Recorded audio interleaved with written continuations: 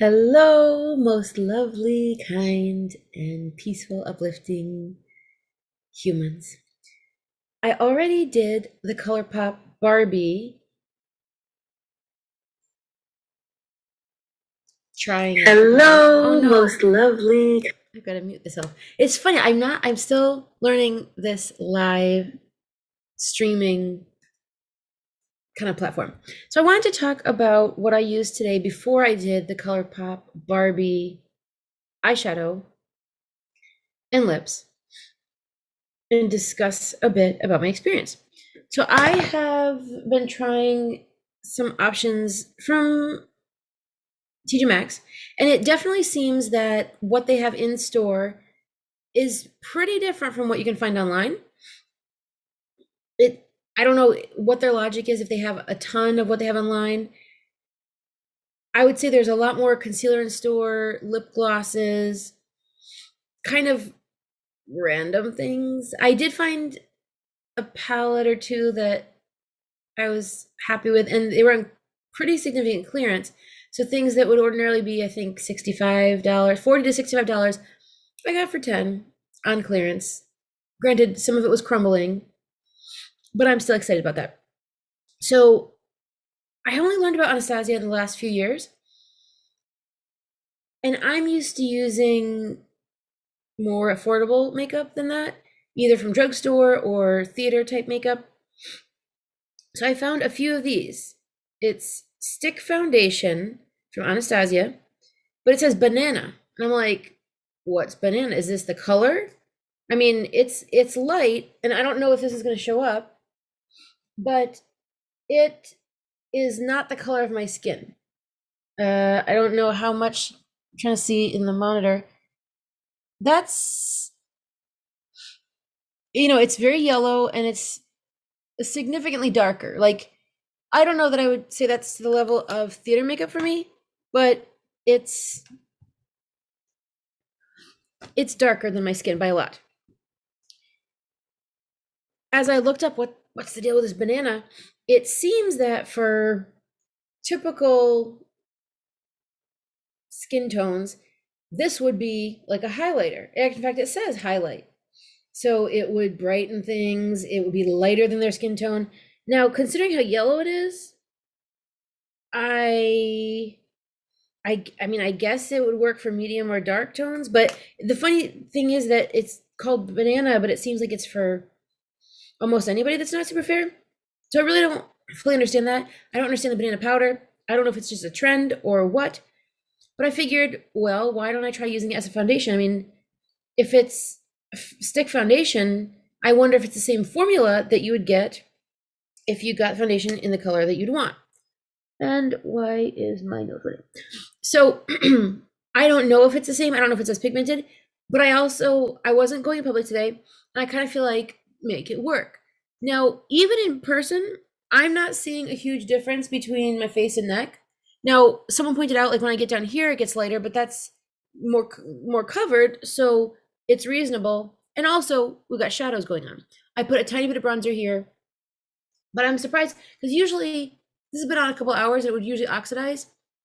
The other thing is, after watching so many YouTube videos, I don't know how they do their filters, but their camera setup is a lot more advanced than mine. I mean, my camera is really great, but their editing and whatever else they're doing to have filters and take away the texture of their skin is far beyond my own knowledge at this time. So I find myself like, as I look in real life, I'm like, oh, so much texture. And I try to remember that they must have texture too, but it's hard when all you see is the super smooth. So I would say from, mirror distance, 3 feet, I guess, because I mean, I suppose it should be double, although it's probably 2 feet from the mirror. I would think that the mirror image is therefore, in a sense, doubling the distance. I would say it looks decent, and especially in lower light when I go to a dance like this. Yeah.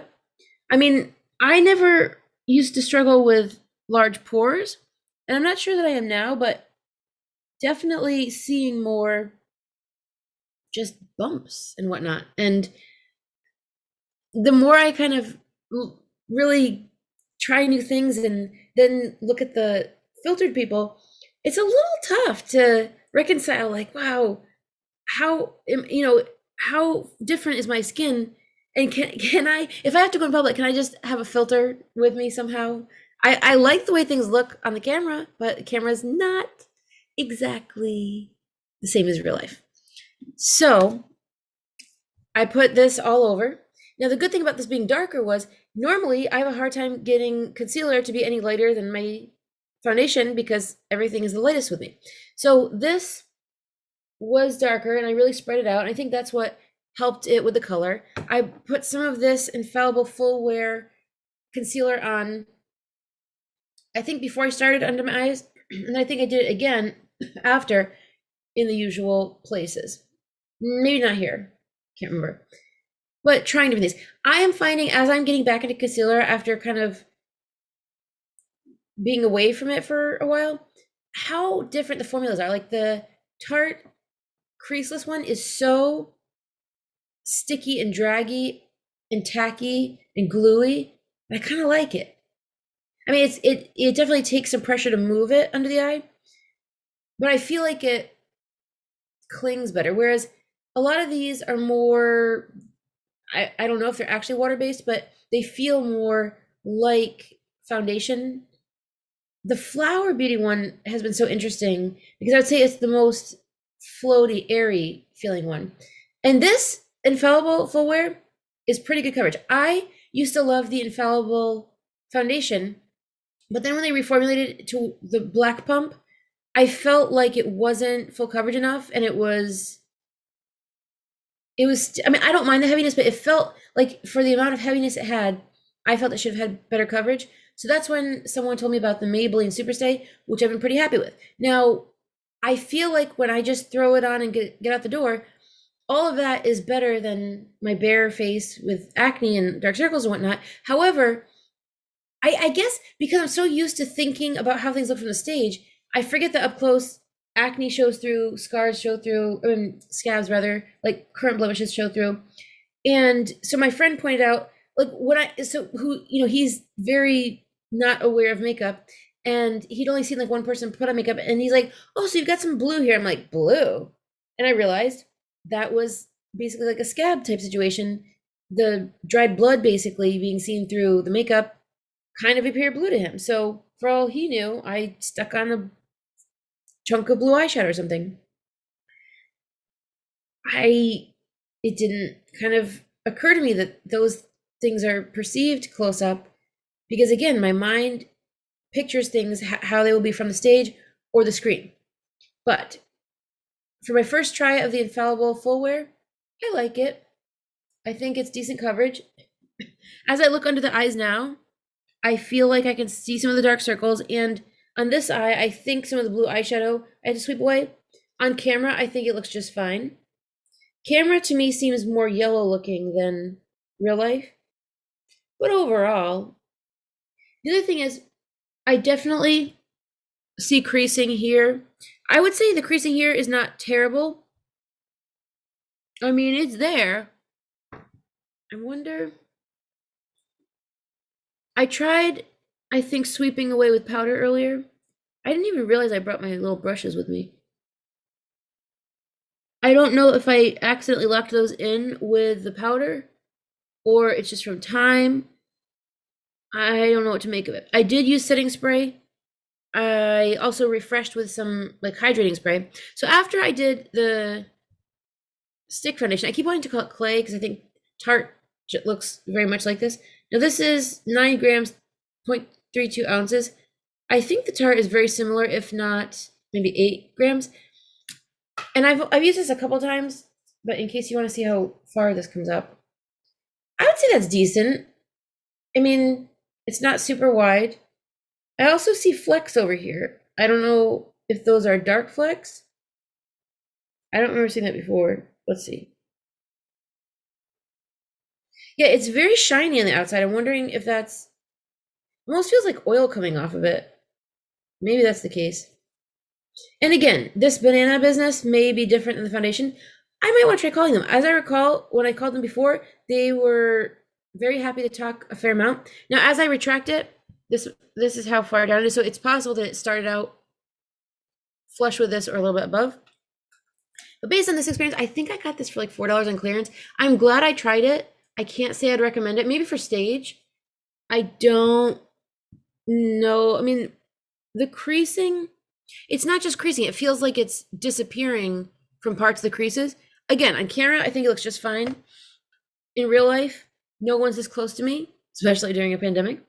But, I'll still use it, but definitely creasing on the forehead, collecting in there. I mean, I don't know if this is because I'm making so many expressions or I just haven't previously looked so carefully.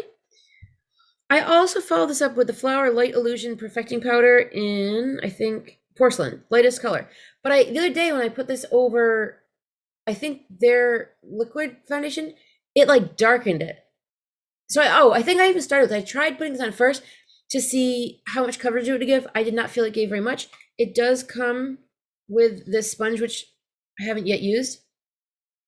And I don't know how different this sponge is. This feels like the sponges that used to come with things. Could I put it on now? Let's try it. Let's try it. So there's definitely, like, this has lines in it as if I took a comb and combed the surface, and yet all I've done is have a brush in there. I don't know if anybody else feels this like, oh no, I'm gonna mess up the sponge. It almost feels like nails on a chalkboard because it's like, oh gosh, it's ruining things. Some of the creasing was here. I mean, I don't know if this makes sense to use it as like a setting powder. I will say, oh, that does seem to kind of even out some of the creasing. Let's see about these. Actually, I had kind of reset things around my nose. This isn't so bad.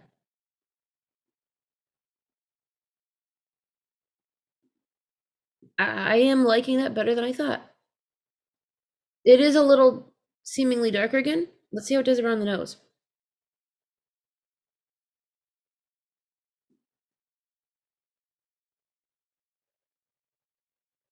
I'm blowing my nose all day long.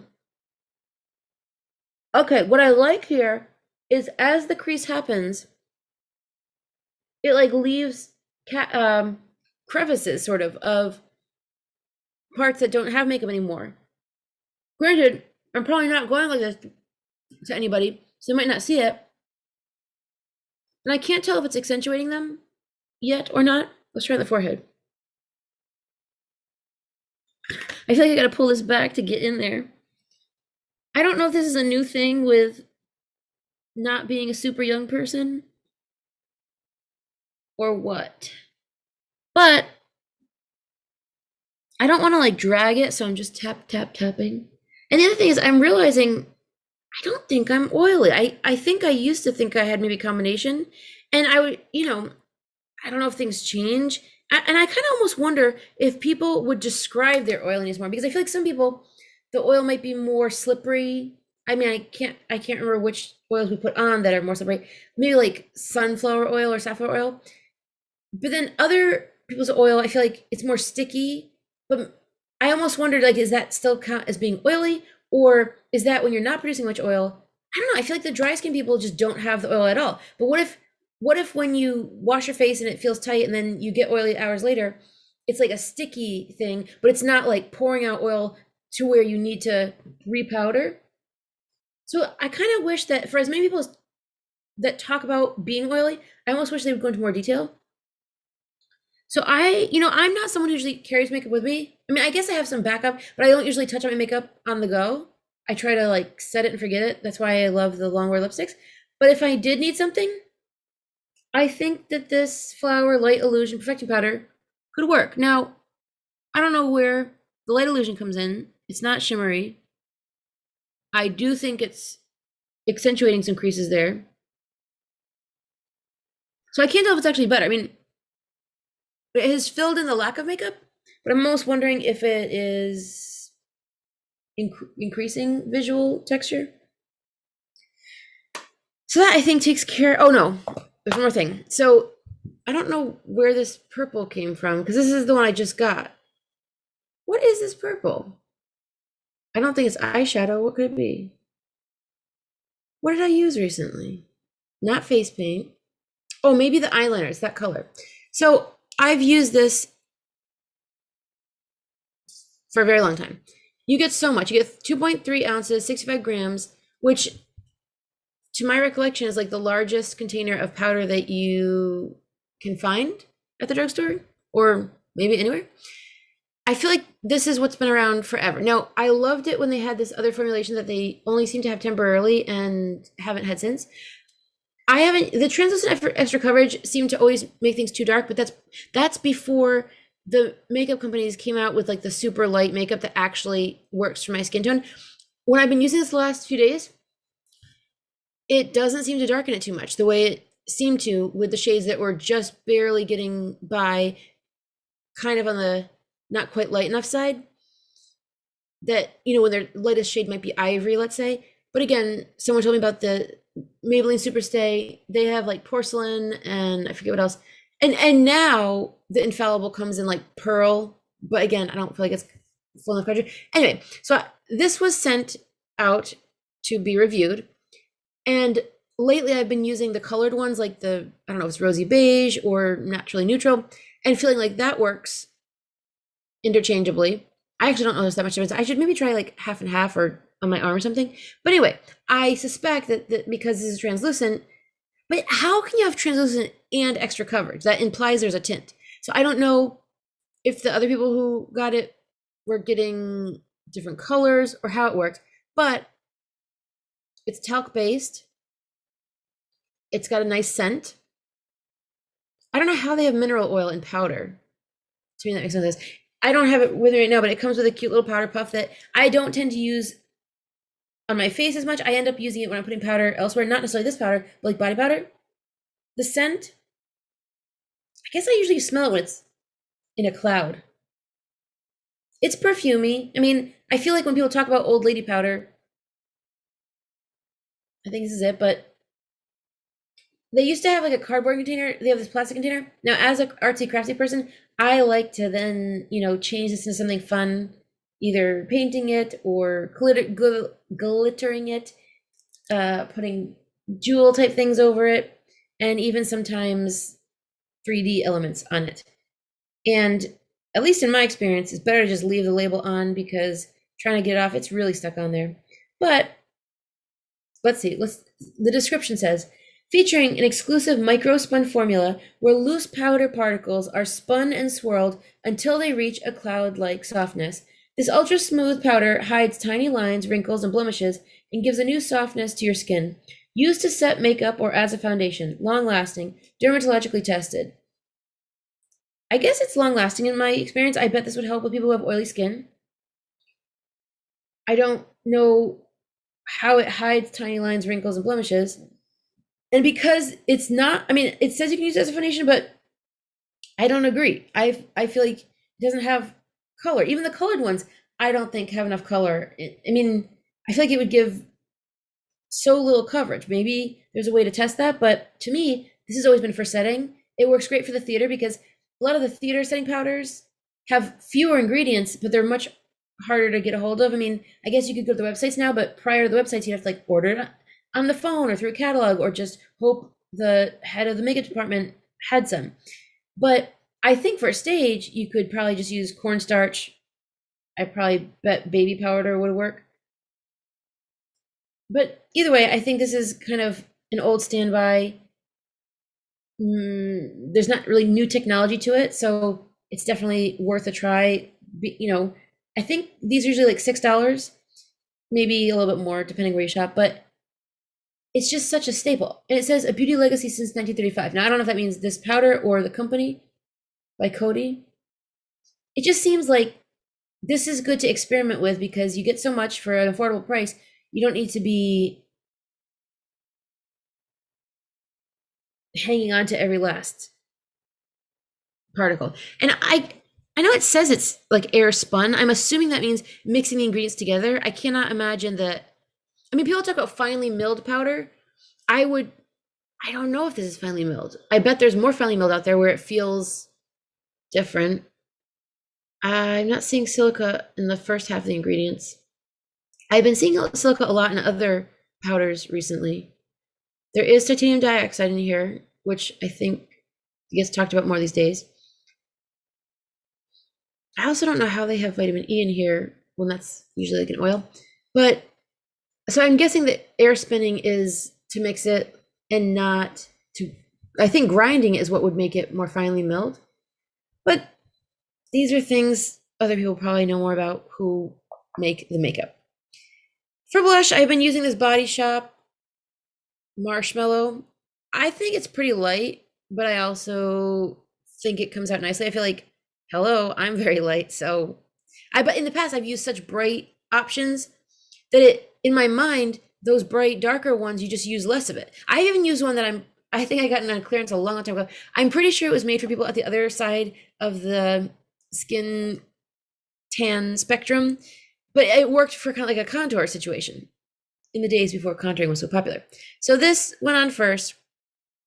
Then I covered it with the NYX Sweet Cheeks Glow in Daydream, which looks pretty, I don't know, to me that looks pretty pink. But on the cheeks, it ends up far more orange. I don't know how much you can see that, but yeah, it comes off very orange. Still pretty. And it's glowy, which I like. So I bet you that would be great on the eyes. I think I've tried it. And I kind of use it on top of other things. But then I felt like it was too much. So I went over it with the foundation brush, just tapping, and some powder, because that way it kind of looks like the blush is coming from within the skin. However, in real life, I think it looks nice. On camera, I feel like it barely shows up. So I put on a little bit more to refresh it before coming on here. I used to use bronzer years ago, and then I kind of stopped when I minimized my routine. So I've got the Body Shop bronzer, Warm Glow, and then this Body Shop brush, domed powder brush. It's pretty nice and fluffy. Their brushes are very soft. I like them. I like it a lot. So this bronzer is pretty shimmery. I don't know if it's baked. It seems like it would be. And it's got little flecks of pink in there. Kind of swirly. I don't know. I think I've tried this movie. In my mind, it seems like it takes a lot to get it onto my finger. And because the shimmer, it seems like people don't use the shimmer to contour as much for those that are really into the bronzer. But I can't, I notice it when I do it here.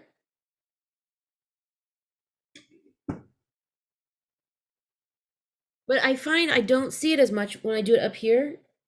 There's a makeup artist on YouTube that I always seem to see always putting it up here, like leftovers. Whereas I feel like years ago, bronzers always said, put it where the sun hits your face. Pretty much where people put like highlighter now. So I don't know what changed with that. But since this is shimmery, I'm gonna put this here. Now people use it much more to contour. I definitely did some down here and then blended down. But I don't even really see it showing up. It's probably just a very fine shimmer. So that takes care of that. I then used, let's see, what did I do for the eyebrows? I put powder in the eyebrows, I think e.l.f. That was one of my first eyebrow products I got years ago, I think for ballroom dance. Kind of in the beginning or before people doing eyebrows in the way they have these days. And then I think I used the e.l.f. pencil, twist up pencil. I feel like it's dark for my hair, but I also think it works decently. I almost wish there was something, I don't know, like, I don't know if I think of this as like golden, but this ends up usually being like taupe and very kind of on the more ashy side. But on camera, I think it looks fine. Not too dark, just gives some definition. It's more in person that I question it. So I've also seen more and more people putting makeup on their ears. I don't do that as much, but I guess with bronzer especially, it could make sense. It sounds so weird to be doing this to the ear. I know people put foundation on, but in my mind, I guess the ear skin probably is not as likely to get blemished, but I feel like when the body wants to push something out, it does it through the ears. So it just feels like, aren't I going to be getting makeup in my ear that maybe doesn't belong there, and it just, I don't know, maybe it goes up the nose too without realizing it. Let's see, I think I used the Flower Dewy setting spray primarily, and then I think I used some of the Body Shop like refreshing spray. I feel like didn't I use maybe another setting spray? I can't remember. I don't find it to seem that dewy. But I know I used that on the outside, but I'm trying to think of what I might use on the inside. I don't remember switching to another one unless I'm forgetting. So that takes care of the face, and then I went on to use the Barbie for the eyes and having fun with that, and then the lips as well. I feel like it got blurry at the edges even though I used the lip liner, but overall it's staying on pretty well. I did like a base of highlighter, and then I added more highlighter, and then I added some eyeshadow on top. Oh, I was gonna do swatches. Maybe I'll do that in a different video. So I guess I don't know. That took, these have been taking longer than I expect, but just to cover a little bit of foundation.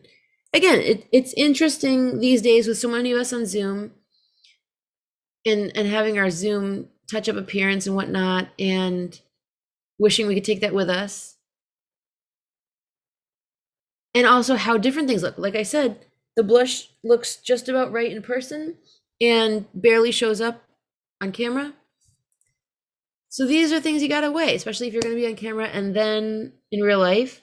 And which kind of matters more? Like, is the camera thing going to be recorded for all posterity? Because if that's the case, I would rather be recorded looking the way I want and let people in person think I look a little funny. They're only going to see me for that one day. And even if they recorded me, the screen would capture what I wanted. So I'd rather that than like looking, fine in real life, but then, not having features showing up on camera and whatnot. So I guess these are ways to be photogenic. I feel like the lips work. They're shimmery, muted, not super bright, not in your face, but not too neutral, which I'm just not a neutral person. No matter how many of these I've tried in the neutral realm, I end up bumping them up. I'm just very colorful. The other makeup artist I was mentioning earlier, I'm becoming more and more of a fan as I watch her.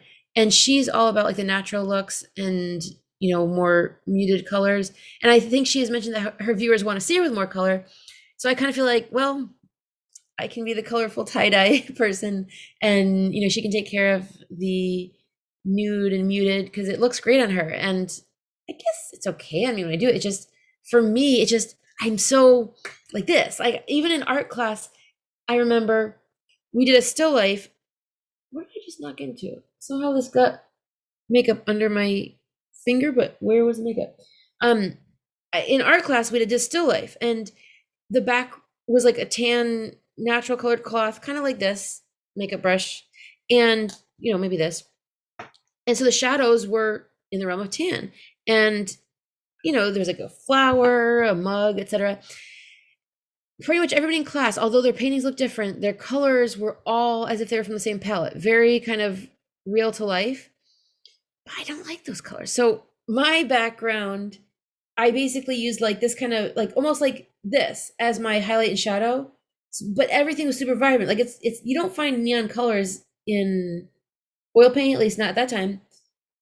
So, but somehow I ended up with it as vibrant as I could, and like with no tan and brown and whatnot.